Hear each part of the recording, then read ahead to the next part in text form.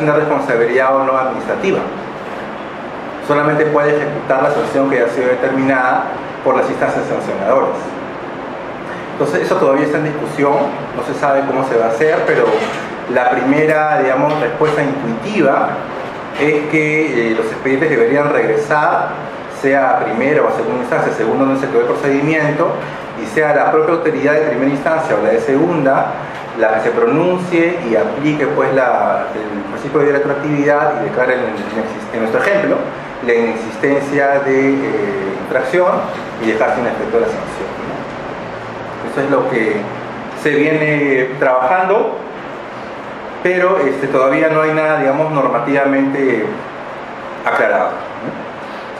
Pero ahí está la norma y ustedes como administrados, los que trabajen como tales, pueden, digamos, seguir.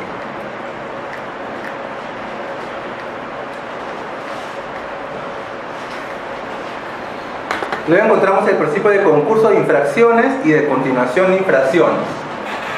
Yo creo que avanzamos hasta provisión del forma en peor y hacemos el break porque ya son las 9:10, me parece. ¿Sí? Ya, perfecto. ¿Falta? Ya me avisan a las 9 porque acá no tengo hora, pero acá parecía que era las 9. Ya, perfecto. Entonces avancemos nomás. El concurso de infracciones. Lo que nos dice es que cuando una misma conducta califique como varias infracciones, yo solamente podré sancionar por la sanción que corresponde a la infracción más grave. En realidad el principio no requiere mayor explicación, está totalmente claro. Entonces sigamos con el principio de continuación de infracciones. ¿Qué es lo que nos dice este principio? Nos dice que para aquellas infracciones en las que el administrado incurre en forma continua, yo podré sancionarlo siempre y cuando se verifiquen dos requisitos. El primero de estos es que hayan transcurrido cuando menos 30 días hábiles desde la imposición de la primera sanción y que dentro de dicho plazo yo como autoridad le haya requerido al administrado que cese la conducta infractora, es decir, que deje de realizar la conducta antijurídica. Solo en esos casos yo podré sancionar nuevamente por una infracción en la que los administrados incurren de manera continua. Y ahora, esto es problemático. ¿Por qué? Porque la norma nos dice de infracciones en las que el administrado incurren de manera continua. No habla de infracción continuada. No nos dice claramente infracción continuada, no es infracción en las cuales recurre de forma continua. En derecho administrativo sancionador encontramos hasta 4 tipos de infracciones. Infracciones instantáneas con efectos permanentes, infracciones permanentes e infracciones continuadas. Yo sé que es un lío esto, en realidad.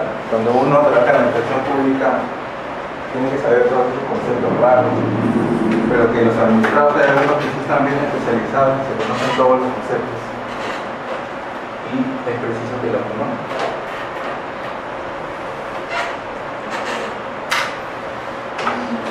Entonces la clasificación: infracciones instantáneas,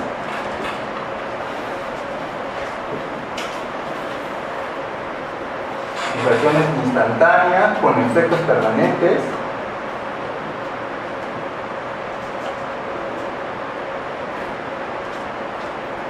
infracciones permanentes, infracciones continuadas.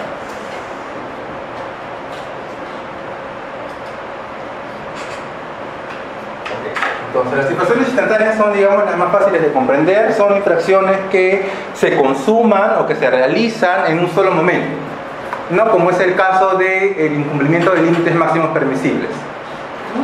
A una disposición de mis aguas de producción que tienen una concentración de zinc por encima del límite máximo permisible aplicable, ya se consumó la infracción, no hay más.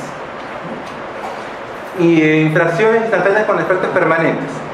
Piensen, por ejemplo, ustedes saben que para yo poder realizar construcciones adicionales a las que tengo aprobadas dentro de mi unidad, necesito contar no sé, quiero ampliar mi par de liciviación, necesito un informe técnico sustentatorio, ¿no?, que me habilite a realizar esta ampliación.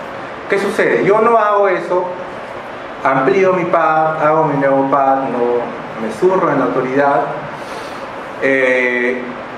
y el OEFA va, ¿no?, y encuentra y dice: si este PAD no está en tu instrumento, en ningún instrumento de gestión ambiental, ¿por qué lo has hecho? Bueno, porque tenía necesidades productivas, el oro ahora está a la alza y hay que recuperarlo más rápido, entonces hay que procesar más rápido, hay que hacer la aceleración más rápido. Bueno, esas son razones operativas, razones económicas de la propia empresa. Pero lo cierto es que uno tiene que verificar, ¿no?, el cumplimiento de la regulación, y la regulación lo que te dice es que tú necesitas, ¿no?, un instrumento ambiental para poder realizar esta nueva construcción. Entonces, la conducta infractora es haber realizado construcción sin contar con estudios ambientales. Entonces, tú realizas la construcción, acabaste la construcción, se acabó la conducta infractora, pero permanecen los efectos. ¿Cuáles son los efectos? Es la construcción sigue ahí. Entonces, ese es un ejemplo de infracción instantánea, se agota cuando se hace la construcción, pero los efectos de la misma, sus consecuencias, perviven en el tiempo. Infracciones permanentes. Las infracciones permanentes, a diferencia de las infracciones con efectos instantáneas con efectos permanentes, no son los efectos los que perduran en el tiempo, sino es la propia conducta, ¿no? El ejemplo más fácil es el de operar sin autorización, ¿no? Tú operas, digamos, no sé, tú empiezas a explotar un lote petrolero, por hacer una exageración, lo operas, mientras tú no tengas tu contrato de licencia o de servicios, no tienes por qué operar. Entonces todo ese tiempo sigues incumpliendo la regulación. Ahí no son los efectos los que perviven, lo que perviven es la propia conducta infractora. Y las infracciones continuadas, que sí, pues son una pluralidad de acciones que se van realizando permanentemente, y cada una de ellas constituye individualmente un ilícito administrativo. Entonces, para no variarnos, cuando la norma nos dice infracciones en las que el administrador incurra de manera continua, lo que nos dice la doctrina autorizada es que la norma hace referencia a las infracciones permanentes, ¿no? Entonces, tomemos el ejemplo de el operar sin autorización. Entonces, ustedes van el día de hoy a una unidad petrolera, también para seguir el ejemplo, van al lote.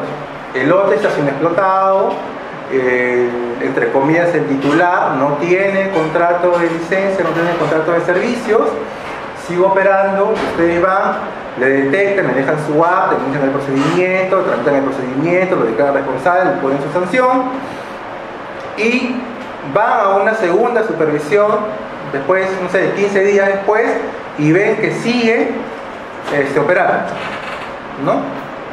Entonces, en ese caso estamos en un supuesto de una infracción en la que se incurre de manera continua, pero para que yo pueda volver a sancionar por esa misma conducta, tienen que verificarse estos dos requisitos que les he mencionado: que hayan pasado 30 días desde la última sanción que yo le impuse en este caso al agente infractor, y que durante ese lapso yo le haya pedido que cese la conducta infractora. Si es que no se dan esas dos condiciones, no puedo lamentablemente volver a sancionar. Se tienen que cumplir. Sí. Esos 30 días de la última sanción es una vez que ya se impuso la sanción, o sea, todo el proceso sancionado que queda terminado. O sea, hay un acto administrativo firme. Es la resolución. La resolución. De primera, y que a pesar de esos meses que ha demorado el trámite, sigan infringiendo lo mismo y hayan pasado 30 exacto, días más, y ahí recién. Tiene que haber un acto firme, es decir, que haya agotado. O sea, es casi imposible que suceda. Exacto. Entonces, para eso puede usar, por ejemplo, lo que dice su compañera Marisol, es muy cierto, ¿no? Claro, mientras dure el procedimiento va a durar, la duración máxima legal es 180 días hábiles, pero los procedimientos pueden durar una vida. Bueno, aunque ahora ya no, pero lo que le voy a explicar más adelante. Pero eso ocurre. ¿Qué puede hacer la autoridad? ¿Qué puede hacer? Puede dictar una medida administrativa, ¿no? Puede dictar una medida preventiva si se trata de una actividad que genera un riesgo inminente para el ambiente, dicte una medida preventiva con el propósito de evitar que la empresa siga operando o que siga realizando la actividad dañosa para el ambiente. Puede dictar también una medida cautelar fuera de procedimiento, ¿no? Esas son, digamos, las dos opciones que tendría y de las cuales se podría valer la autoridad, salvo que hay otra norma que le habilita a dictar otro tipo de medida administrativa que no está asociada directamente al tema sancionado, ¿no? Una consulta. Sí, dime. Esto va más o menos con la reincidencia, ¿no es cierto? Reincidencia, no precisamente. En la reincidencia, tú cometes una infracción el día de hoy, que puede ser una infracción instantánea, y luego cometes otra y te sanciono por la misma, pero digamos que no hay ningún problema, porque ya esta conducta es otra distinta. O sea, en este caso tenemos la misma infracción todo el tiempo. No, pero la reincidencia no va de la otra, tiene que ser la misma infracción para que sea reincidente. No puedes cometer una infracción y si cometes una Y no vas a tener reincidencia. Ya entendí. En infracción permanente, esta es la conducta. Imagínate que todo este tiempo es la conducta. Claro. Y durante todo ese tiempo entonces cometió la infracción. En la reincidencia, esta es tu conducta. Te sanciono. Y luego vuelves a cometer. Te sanciono. Por esta conducta. Acá todo esto es una sola. Pero tú no sabes si has seguido haciendo durante todo ese tiempo. Sí, Una vez y va después de 6, 7 meses, 2 años. Eso es muy cierto. Eso es muy cierto. Pero para los ejemplos prácticos, pensemos en el tema de la operación, que ha sido de manera ininterrumpida, ¿no? Continuada. Claro, pero puede ser también lo de residuos suele ser que te ponen por reincidencia. Exacto. Pero normalmente es una continua porque sí. Pero no lo pueden verificar. Y ahí me estaría a colación algo muy importantísimo al momento de emitir pronunciamientos. La autoridad, como les indiqué, tiene que probar todo lo que declara o todo lo que dice en la resolución.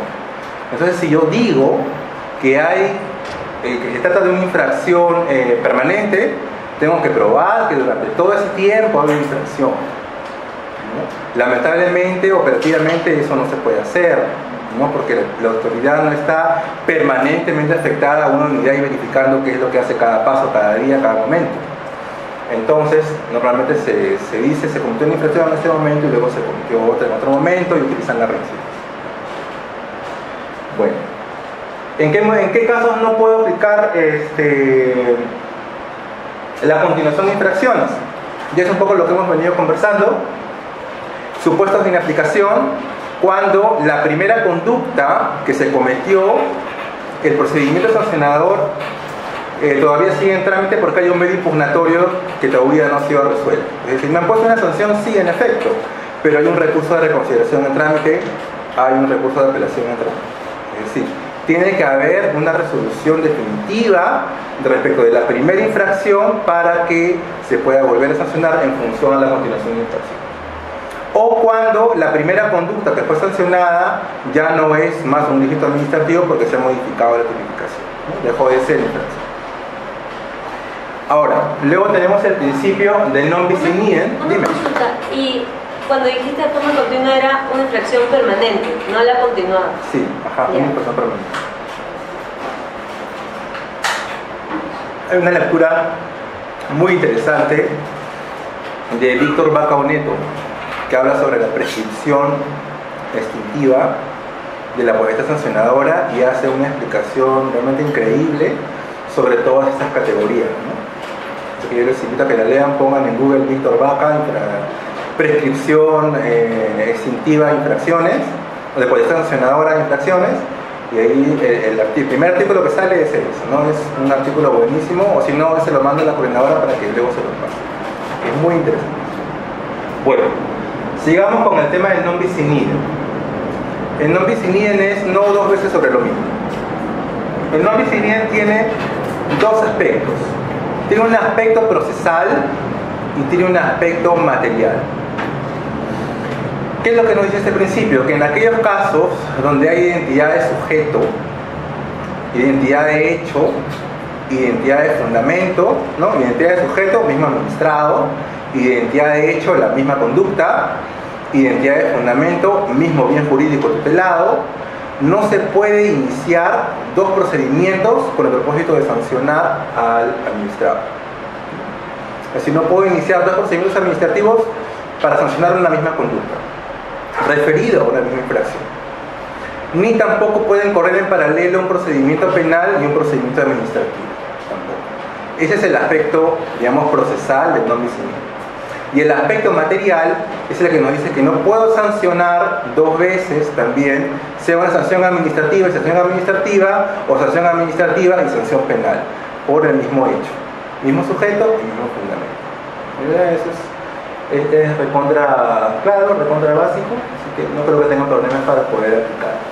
Y el principio de prohibición de reforma en peor se aplica, digamos, esencialmente, por no decir que es el único supuesto, cuando el procedimiento sancionador llega a la segunda instancia.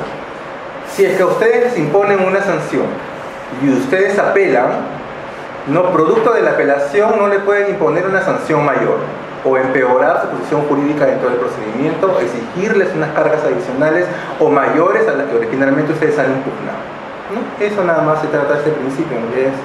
Es bien simple. No hay una definición legal, esta de hecho es una definición del propio Tribunal Constitucional. Ahí me disculpo porque no le he puesto ahí la fuente, pero es el Tribunal Constitucional. Doctor, sí. Pregunta. Con respecto al principio no dice nos dice de que no puede haber un proceso sancionador administrativo y penal pero ¿qué hay de la parte donde se dice de que sin perjuicio de la responsabilidad civil y penal, ¿no? Y eso... Ya, para eso te puedo utilizar un ejemplo. Vamos a ver, con el ejemplo vamos a ver claro. Es muy acertado tu comentario.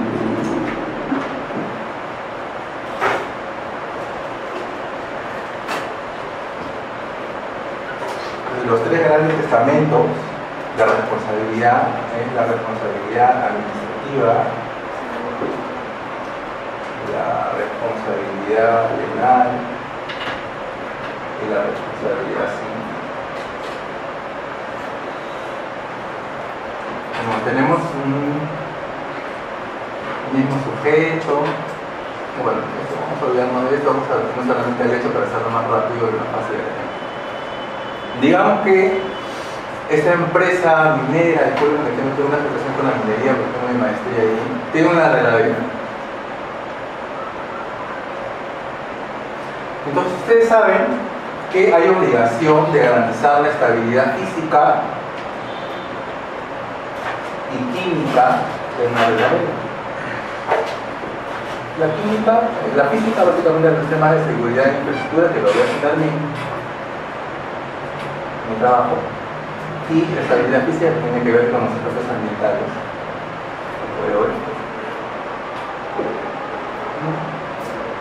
Por alguna razón hay inestabilidad, los factores de seguridad no son los adecuados, hay digamos, fisuras en la reladera y sale pues, los relaves, que son los desechos de la etapa de explotación. Y por acá hay una comunidad campesina. Acá hay un río, un dramático ejemplo, pero muy bien. Llega y contamina las aguas. Contamina las aguas y mueren animalitos. No, hay personas que estaban bañando y mueren las personas también, son seres humanos. Y hay propiedad que es destruida. Entonces, en este caso, el OEF intervendrá, por supuesto. Intervendrá y dirá, ok, no adoptaste las medidas para evitar o impedir que se afecte la estabilidad química de tu depósito de relaves. Se le podrá sancionar por la infracción ambiental. Pero también este mismo hecho ha generado la muerte de seres humanos. Y ciertamente hay una responsabilidad penal por eso. Entonces ahí la autoridad intervendrá del Ministerio Público y denunciará, tú has matado, tal. Y la responsabilidad civil, que tiene que ver más con el tema patrimonial, la propia comunidad dirá, oye, has matado mi ganado, has arrastrado parte de mi terreno, ¿no? Has afectado mi propiedad privada, entonces su demanda de responsabilidad civil está contractual, ¿no? Ahí están los tres tipos de responsabilidades. Hay un mismo sujeto, hay un mismo hecho, pero los fundamentos son diferentes, ¿no? En el caso de la oveja, por ejemplo, el fundamento es la protección del bien jurídico ambiente, ¿no? En el caso de los INERMIN es verificar que la infraestructura sea segura, el relavero es una infraestructura minera, que se desarrolle de manera segura. En el ámbito penal, el bien jurídico protegido pues será la vida humana, ¿no? Y en el ámbito civil no será probablemente de bien jurídico protegido, pero podemos decir que es el patrimonio, ¿no? Entonces ahí ya creo que está clarísimo cómo se interviene, cómo se materializa, ¿no? Me van a disculpar, pero no, me hubiera gustado poner los ejemplos en la Filomena, pero como todos ustedes también yo trabajo y a veces no me alcanza el tiempo, pero cualquier consulta que tengan como la compañera, por favor siéntense libres de preguntar, no tengo ningún problema. Ok, el régimen de responsabilidad.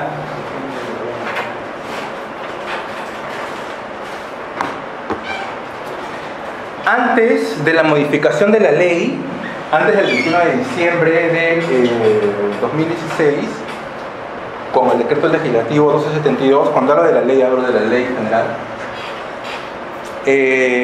los principios aplicables a la potestad sancionadora se encuentran regulados todavía en el artículo 230 de la ley. Pero estos no incluían, o no digamos habían positivizado dentro de la norma, el principio de culpabilidad. No existía. Este principio recién ha sido incorporado. ¿Y qué es lo que ocurría antes de esta modificatoria? Que los organismos reguladores y las entidades con competencias especializadas aplicaban el régimen de responsabilidad objetivo dentro de los procedimientos sancionadores. ¿Qué es esto? Lo que nos dice es que para que yo, entidad, te pueda atribuir responsabilidad, solamente basta que yo verifique que se realice la conducta típica, que realices la conducta que lleva a la infracción, que lesiones o pongas en riesgo el bien jurídico protegido. No me iba a importar, yo no voy a evaluar si tuviste la intención o no de incumplir la norma, si tuviste la intención o la motivación de querer saltearte la obligación o no, eso yo no voy a evaluar. Puede ser que sea así, pero a mí no me va a interesar. A mí solamente me interesa el resultado y yo te sanciono por eso. Eso es la responsabilidad objetiva, digamos, en términos simples. Pero ¿qué pasó? Habían de hecho varias resoluciones del Tribunal Constitucional que decían lo que les dije también al comienzo: el ius puniens estatal es uno solo y las reglas propias del derecho penal se podían aplicar con sus matices al derecho sancionador. Entonces, en el derecho penal está proscrita, está prohibida la responsabilidad objetiva, ¿no? Siempre se tiene que tomar en cuenta, para determinar si hay infracción o no, el elemento subjetivo, es decir, la intencionalidad. Pero como estaba en una resolución del Tribunal Constitucional, y digamos que no, la práctica administrativa era que las propias leyes de estos organismos reguladores o estas entidades especializadas recogían la responsabilidad objetiva, que seguía aplicando. Lo que ha hecho la norma por la modificatoria es en realidad hacer algo salomónico, ¿no? Ha dicho: a partir de este momento, en el ámbito administrativo yo voy a aplicar responsabilidad subjetiva. Voy a tomar en cuenta la intencionalidad del administrado para ver si cometió una infracción. Pero en aquellos casos en que existan leyes o decretos legislativos que reconozcan la responsabilidad objetiva, entonces ellos podrán seguir aplicando la responsabilidad administrativa de tipo objetivo. ¿Okay? Ahora, en el caso de la fiscalización ambiental, la ley, su artículo 19, la ley 19.325, prevé expresamente el régimen de responsabilidad administrativa objetiva. Ahora, hay una cosita que yo les quería explicar con el tema de la práctica, es que el tema de la intencionalidad tiene una doble virtualidad, ¿no?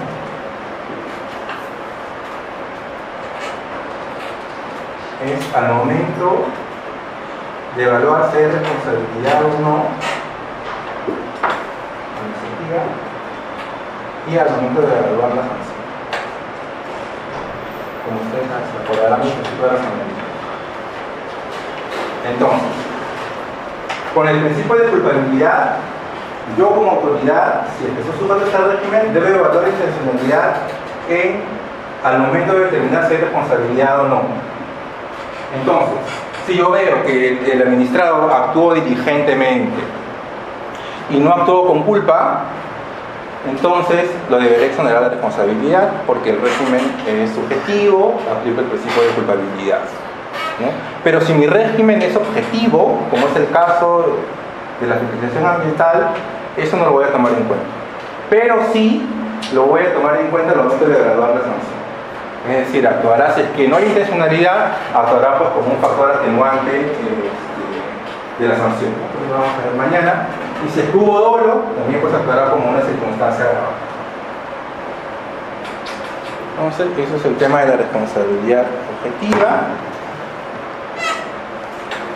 Ahora, este régimen de responsabilidad, y acá hay algo que a mí me parece que es muy acertado, que trajo de hecho el OEF a colación, no lo había visto en otra entidad, que la responsabilidad objetiva normalmente se tomaba como absoluta, es decir, que no admitía excepción. Pero ya el OEF en su reglamento sancionador relativizó un poco el principio de responsabilidad objetiva y admitió supuestos de excepción a este régimen. Y dijo: si bien es cierto, yo aplico el régimen de responsabilidad objetiva, voy a poder exonerar de responsabilidad cuando hayan supuestos de ruptura del nexo causal. Es decir, normalmente, cuando se comete una infracción, yo como autor de la infracción tengo el dominio de hecho sobre la conducta.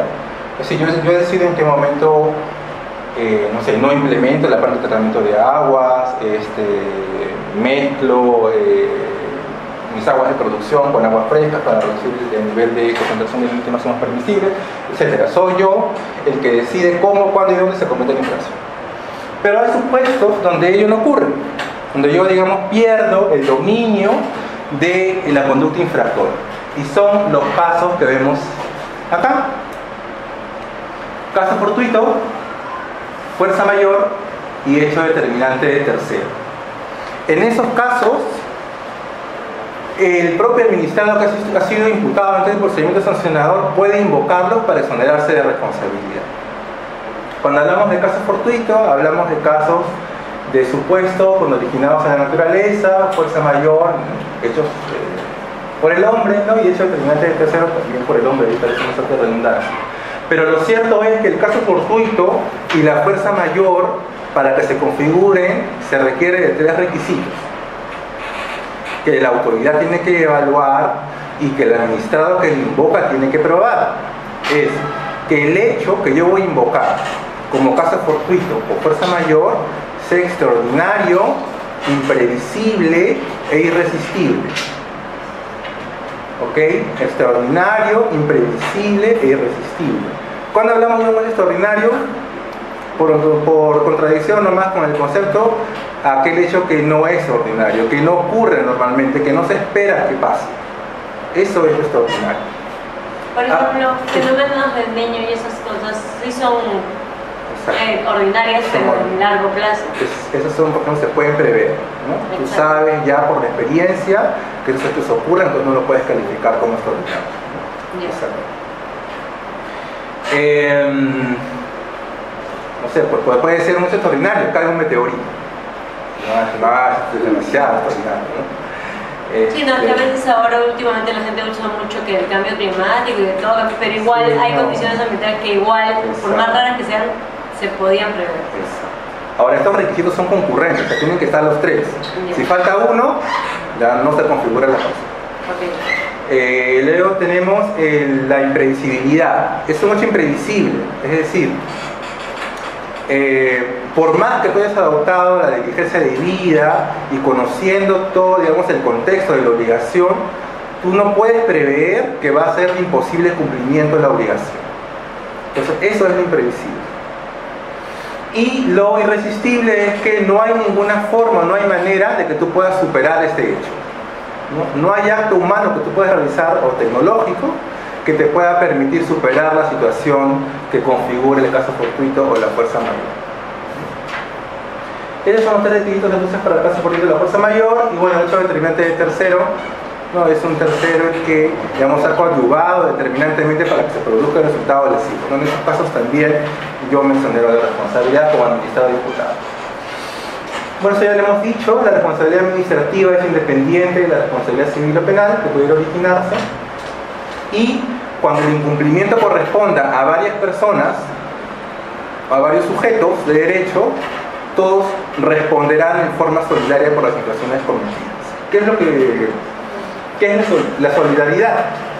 La solidaridad lo que nos dice es que si son 5 personas las responsables, yo puedo exigir el cumplimiento de la sanción o de la medida correctiva a cualquiera de ellas. Cualquiera de ellas tendrá que adoptar pagar la sanción para hacerlo más fácil. Y ya después, entre las otras 4 restantes, se arreglarán, cobrarán para repetir con una contra ella y cobrar su parte proporcional. Pero la autoridad podrá exigir a cualquiera de ellas la responsabilidad por el ilícito administrativo. Ahora, la responsabilidad, han hecho bien en colocarla, porque la responsabilidad solidaria no se presume, ¿no? Tiene que estar expresamente regulada como tal.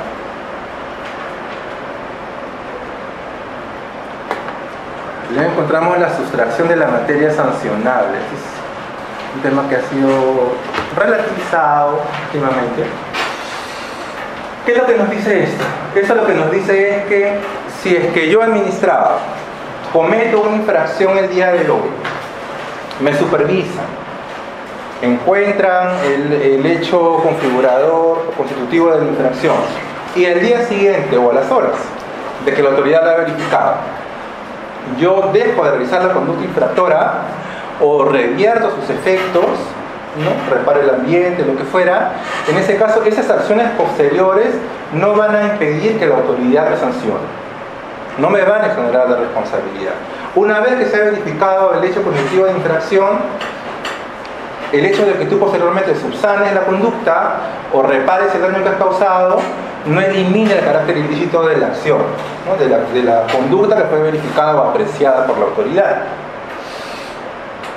Pero sí, en el caso de la reversión de los efectos, ¿no? Esas medidas que tú adoptes sí van a ser consideradas para graduar la sanción, ¿no? Pero solo para graduar, no para eso no.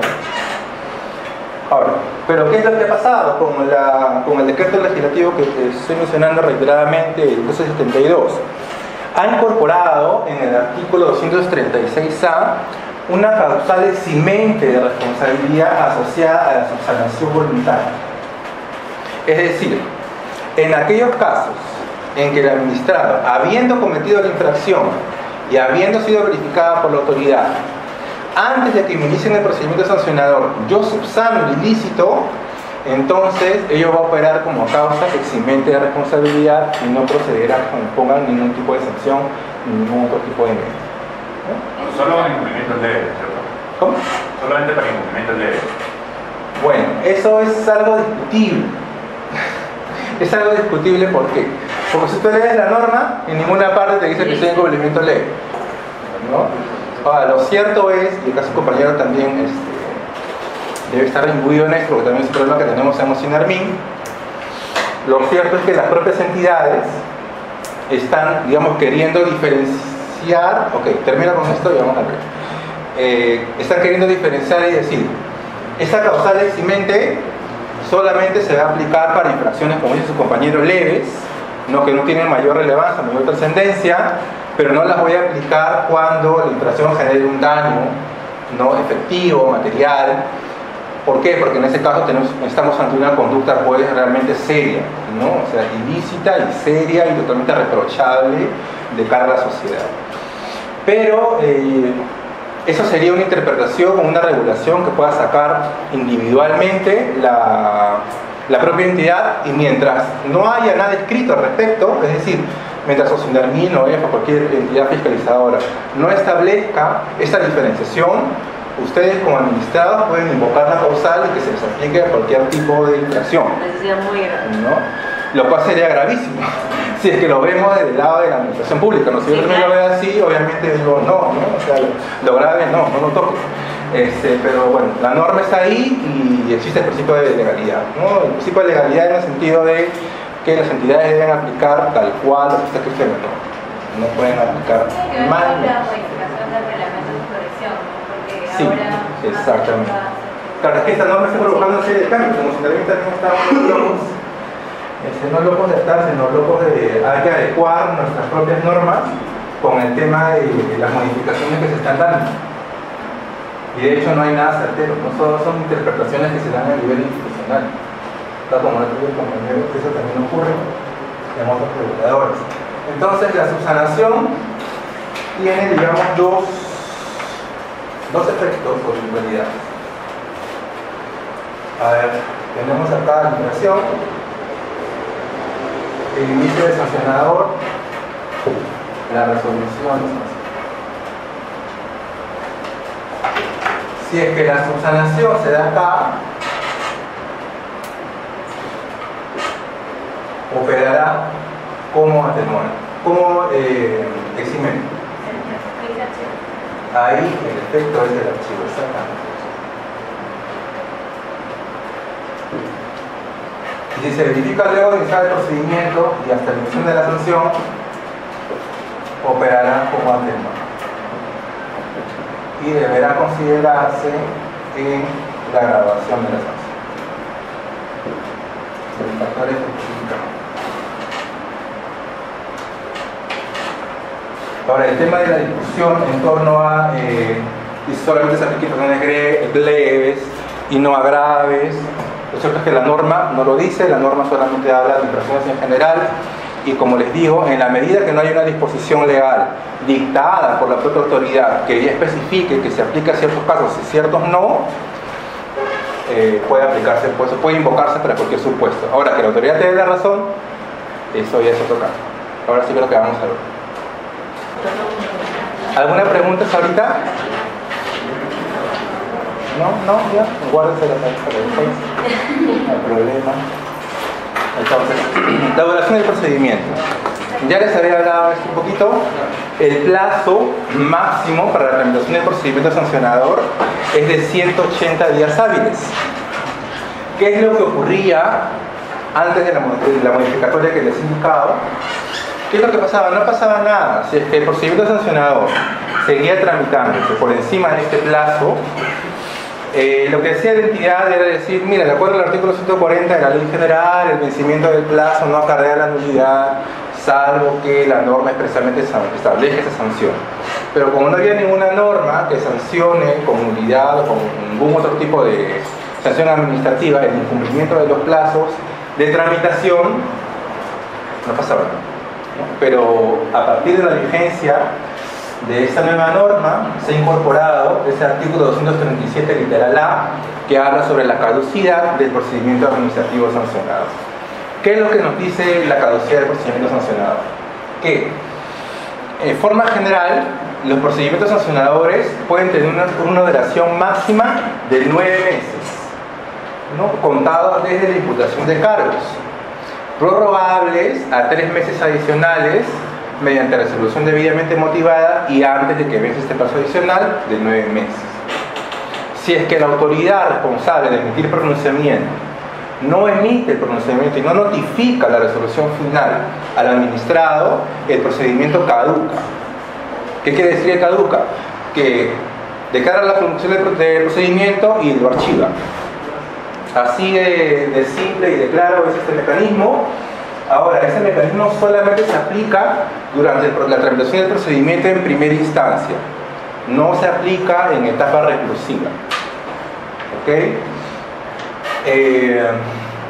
La caducidad puede ser declarada de oficio, es decir, la propia autoridad puede verificar que se han vencido los plazos para emitir pronunciamiento que no ha emitido y la declara mediante resolución y archiva el caso, o también ustedes como administrados pueden solicitar la caducidad del procedimiento en un escrito que se introduce dentro del procedimiento sancionado, ¿no? Ahora, pero ¿qué sucede si es que caduca el procedimiento, la infracción no ha prescrito todavía? El plazo de prescripción es de 4 años, haga la aclaración.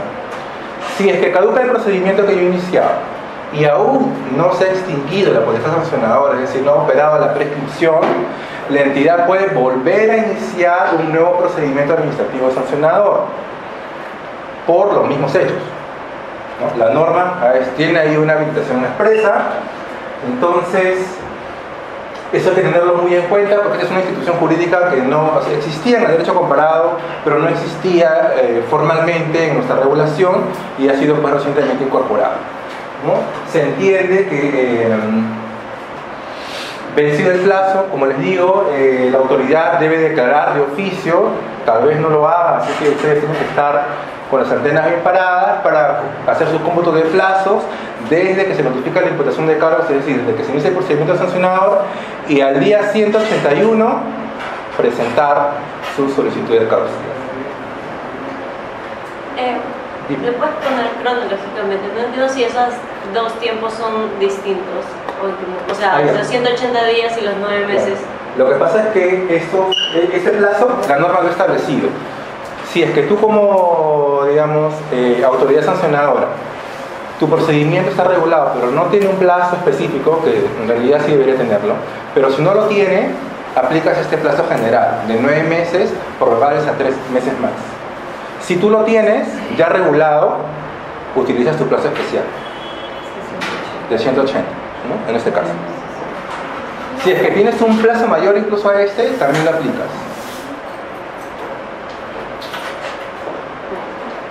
¿No qué?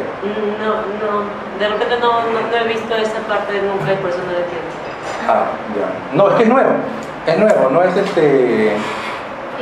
o sea, es novísimo, no hay nada, no va a haber nada. Okay, yeah. No va a haber nada.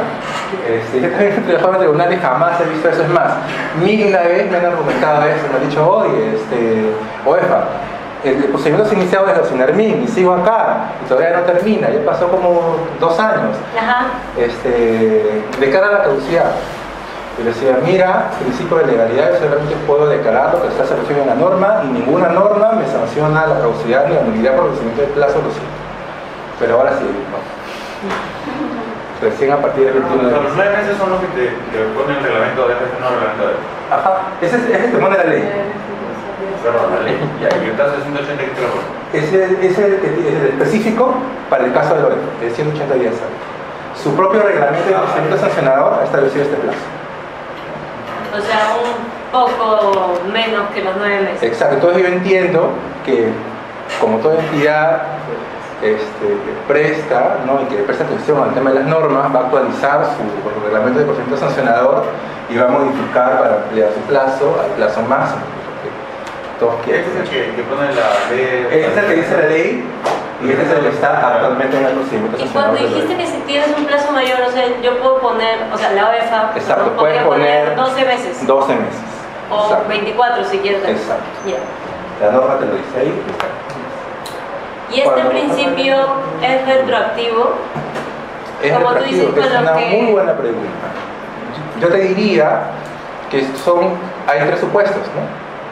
Tipificación de infracciones, no se vincula. Sanción, tampoco. Prescripción, O sea, y ese es un gran problema. Lo que tú me dices es un gran problema, porque yo estoy batallando con eso internamente emocionalmente.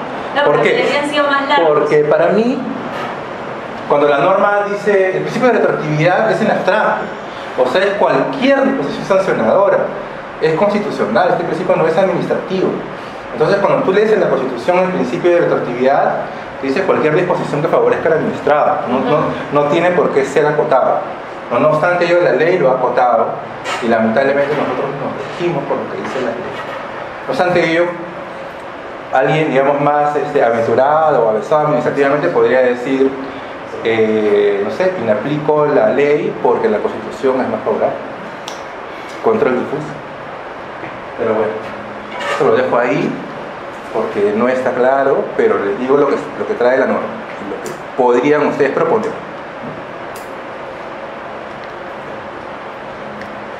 O sea, en teoría se podría abogar como el administrado, podría comenzar a abogar si se pasan los 12 meses. Claro, por supuesto. Por más que haya sido antes de todo. Exacto, yo podría decir, mira, ya ahorita aplícame inmediatamente porque el procedimiento está en trámite y entonces como esa aplicación inmediata, Y pido mi notificación de resolución. exacto. Y ahí te agarras un plazo de prescripción que eventualmente de hecho que debe haberse corrido a tu favor. Pero bueno. Veamos entonces cuáles son las autoridades intervinientes en el procedimiento sancionador. El procedimiento sancionador tiene dos instancias o dos etapas. Es la primera instancia y la segunda. En la primera instancia, ¿quiénes intervienen? La autoridad de supervisión directa, antes llamada autoridad acusadora, la autoridad instructora y la autoridad decisora. Y en segunda instancia, el Tribunal de Fiscalización Ambiental. En primera instancia, la autoridad de supervisión directa, ¿qué es lo que hace? Es la que pone a consideración de la autoridad instructora el inicio del procedimiento administrativo sancionador en función a los resultados de la etapa de supervisión. Le va a proponer este inicio a través del informe de supervisión directa. Puede también apersonarse en el procedimiento administrativo sancionador para poder defender su propio informe durante una audiencia de informe oral, ¿no? La autoridad instructora lo que va a hacer es tramitar toda la fase inicial del procedimiento sancionador, es decir, va a imputar los cargos, va a actuar los medios probatorios que tenga que actuar para acreditar la responsabilidad administrativa del agente imputado, puede solicitar la adopción de medidas cautelares a la autoridad decisora y va a emitir una propuesta de resolución final que va a ser dirigida a la autoridad decisora. La autoridad decisora es la que va a la redundancia, emitir la decisión final en torno al procedimiento administrativo sancionador en primera instancia. Pueden también dictar las medidas cautelares y las medidas correctivas, ¿no? También invoca a veces en forma oral en caso que se haya solicitado. Y la segunda instancia administrativa, el Tribunal de Fiscalización Ambiental es quien va a resolver el recurso de reconsideración y con eso se agota la vía administrativa, ¿no? Ya después de esto está la acción contenciosa administrativa ante el Poder Judicial. Autoridades de supervisión directa, la Dirección de Supervisión de la OEFA, autoridad instructora y decisora, la Dirección de Fiscalización, Sanción y Aplicación de Incentivos de FESAI, y bueno, el Tribunal de Fiscalización Ambiental sí mantiene su mismo nivel, ¿no? Una consulta, no sé si podemos volver al punto anterior. Quería, o sea, cuando dice lo de que si no hubiera prescrito la infracción, se puede abrir un nuevo procedimiento. Cuando dice un plazo máximo de 180 días hábiles desde la notificación del informe de paz. Desde la imputación de cargos. Imputación de cargos, exacto. Lo vamos a ver ahorita. Ya, hasta sí, ya me imagino. Sí, te notifican y a partir del día siguiente computas tu plazo. 180. Pero entonces todo está fuera del plazo porque... No, definitivamente. Y cuando dice no prescribe, entonces, si por ejemplo pasaron los 180 días, ¿puede volver a abrir uno nuevo y comenzar todo de nuevo? Lo que pasa es que vamos a ponerlo en un brazo. Porque ahí ya me rodé más todavía con ese principio. Más o menos claro.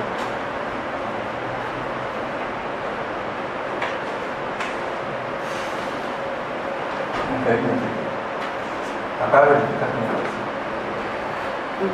Vamos a hacerlo súper simple. Acá hay el inicio de la clase. Entonces, tú tienes un plazo de prescripción y tienes un plazo de tramitación de paz. Ajá. El plazo de prescripción es 4 años.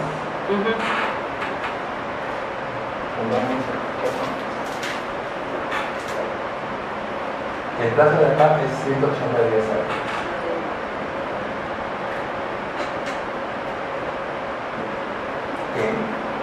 OEFA no puede coger el caso de los 12 meses, ¿no? Porque ya lo tiene tipificado en el derecho. Podría modificar su lugar de patado. Entonces, digamos que la infracción se encuentra acá. Digamos que sea, para hacerlo súper fácil, enero del 2000. Entonces tendría que, sin entrar a la operación específica del cálculo de la prescripción, que es algo complejo, decimos que prescribe el 1 de enero del 2013. ¿Ya? Entonces, si tú tienes un inicio acá y transcurre 180 días por acá, la autoridad declara la caducidad al día 181. Pero aún no has escrito, todavía tienes tiempo para poder sancionar. Entonces no lo archiva. No, archivas este procedimiento, Ok. X. Ya. Ahora archivas, caduca y se da archivo de X. Ok. Y al día 182, como tú eres Vivasa, inicias el paquete. No siempre y cuando no haya. O sea, te podrían seguir dándole vueltas. Hasta que prescriba, ¿no? Ya, por ejemplo, si estás por acá, que ves el plazo, ya no podrías volver a iniciar porque ya prescribió. O sea que igual tampoco los dejan en el aire, igual pueden seguir, pero tienen que volver a iniciar con otra resolución de repente del paso. Con otro inicio, pues Claro. otro procedimiento. Y tienen que volver a descargar el administrado de nuevo del proceso. De todo, ¿no? O sea, más enredan que... Digamos, por las mismas infracciones, ¿no? Sí, es la... Por la misma infracción, digamos, por la misma Pero infracción. es otro... Pero es otro Por otro momento, procedimiento. de modo, otro procedimiento. ¿Ya está bien? ¿Estamos todos bien? Sí, sí, se entiende mejor.